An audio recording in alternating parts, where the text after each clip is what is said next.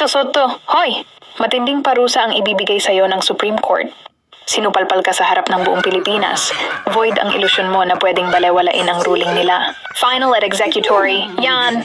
At ito pa, summa cum laude ka pala sa Itbulaga University. Aba, congratulations! Top 1 sa Chacha Law, Master's sa Acute Politics, at PhD sa Ignorant Studies. Kaya pala kahit senador ka, parang nagmomonolog lang sa noontime show. Mga kababayan, huwag tayong matakot. Follow, comment, like, and share para ilantad ang kahihiyan. Soto, kahit freshman law. Student, alam na Supreme Court ang final, interpreter ng Constitution. Pero ikaw, parang pumasa lang sa imaginary bar exam na ginawa mo sa studio ng Eat Bulaga. Kapag di mo sinunod ang Supreme Court, contempt. Kaso, suspension.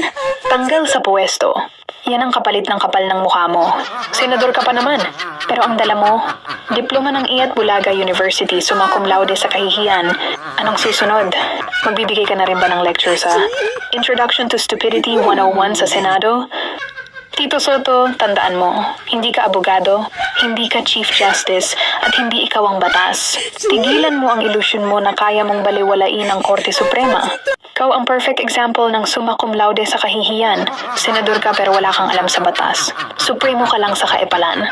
Mga kababayan, follow, comment, like, and share. Salamat sa suporta. See you sa next video. Ingat!